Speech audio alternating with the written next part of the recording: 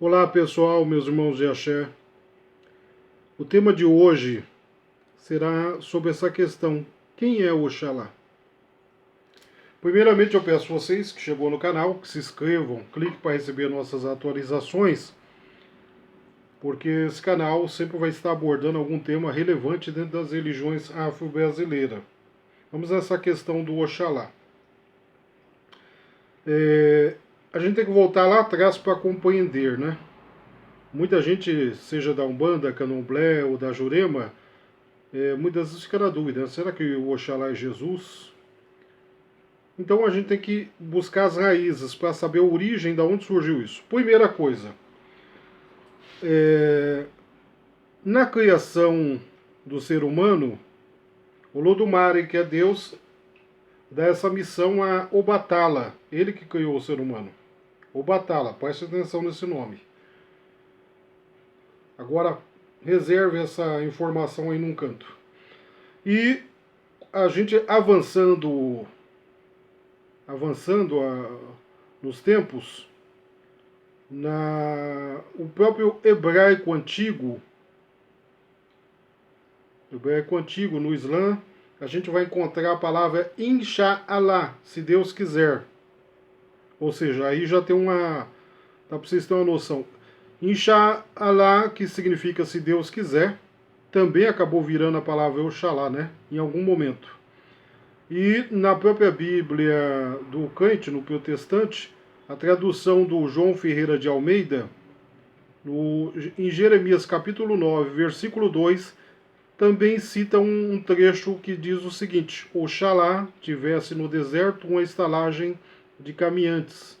Esse Oxalá, na tradução, quer dizer queira Deus. Então aí surge a palavra Oxalá. Mas o que tem a ver o catolicismo com a cultura iorubá? Nada. Mas precisou haver uma fusão aí, né? Então vamos à raiz novamente. O que chamam de Oxalá, na verdade, é Obatala. E isso existe, né? Na Nigéria. É tanto que Obatala, o principal templo dele, está em Leifé, State Oshun, na Nigéria. Existe até hoje. E o rei ali é o Oni. O Oni, que é o principal rei do povo iorubá.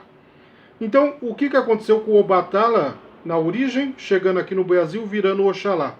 Daí a gente tem que entender o seguinte: a escravidão aqui no Brasil ocorreu no século XVI, e 1535, né? Durou até o século XVIII, quando termina. E naqueles períodos de Inquisição, que a igreja era extremamente severa, o que acontece? Houve essa fusão, né, do orixá.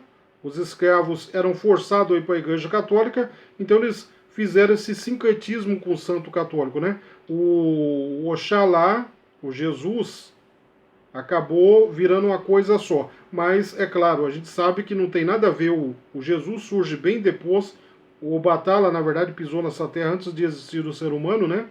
Então, Obatala é uma coisa, Jesus do catolicismo é outra, não tem nada a ver uma coisa com a outra. Mas, culturalmente, acabou virando uma egrégora coletiva, né? As pessoas, ao pedir, até recebem em virtude disso. Virou uma egrégora coletiva, né? Porque quando existe muitas pessoas falando do mesmo assunto e rezando para aquilo, acaba funcionando. Mas, voltando a falar do Obatala, tem um fato interessante. Obatala, se a gente for ver a história dele, ele teve 201 esposas, sendo a principal Iemoo. É tanto que na Nigéria, em Leifé, no templo dele, se cultua Obatala e Iemoo. Tudo que é feito para ele é em dois, porque se oferece para ele e para a esposa, Iemoo. E o templo de Obatala tem um fato curioso também. O principal guardião do templo de Obatala é Oxóssi. Olha que interessante. Então, a pessoa... hoje estamos em 2021, não há necessidade de a gente ficar... Não há inquisição no nosso pé, né? Não há motivo de ficar espalhando mitos, criações, fantasias. A gente pode buscar a história na origem e propagar a verdade com lisura das informações, né? E é isso que eu estou trazendo aqui para vocês.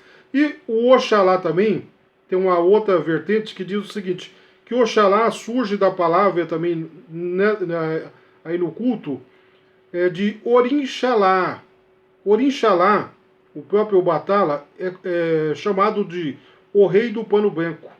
E essa palavra em Yorubá, Orixalá, traduzindo o rei do pano branco, também acaba por virar orixá. Então a gente tem três linhas, né? O Inxalá, que vem lá do hebraico, usado pelos muçulmanos. A gente tem Orixalá, o rei do pano branco, a tradução desse trechinho. E o próprio Oxalá, essa fusão que ocorreu de traduções com o Jesus, misturou tudo, virou uma coisa só. Então a gente vai encontrar neófitos que está dentro da Umbanda, a Jurema, o Candomblé, o Oxalá é Jesus. Não, você tem que estudar a origem. Como eu disse, o Obatala esteve aqui antes do ser humano, foi ele que criou o ser humano. O Jesus vem bem posterior, uma coisa não tem nada a ver com outra. A pessoa, ela tem que distinguir, né, esse sincretismo, ou ela é macumbeira ou ela é católica. Os dois juntos, a própria igreja não gosta da macumba, a verdade é essa, né? Então não há motivo da gente fazer uma junção e ficar propagando mentira, né? Então a verdade é essa. É claro que a pessoa tem a fé naquilo, deve ser mantido, né? Quem sou eu para ficar discutindo essas questões? Mas a verdade é isso. Entenderam agora? Não só com esse orixá aconteceu isso, né? Os demais, se a gente for observar, também é a mesma coisa. A igreja influenciou muito nessa mistura até para salvaguardar a informação, né? Senão hoje a gente nem teria o culto aqui no Brasil, porque talvez teria até sido extinto, a verdade é essa. Outro fato curioso é que aqui no Brasil também tem pessoas que confundem, por exemplo, o Balufon e o Ossoguian com Oxalá, que não tem nada a ver, né? Na cultura iorubá, o Balufon é o filho mais velho de Obatala e Ossoguian, o filho mais novo de Obatala. Que aqui tem gente que acha que é tudo a mesma coisa, e não é. São coisas distintas.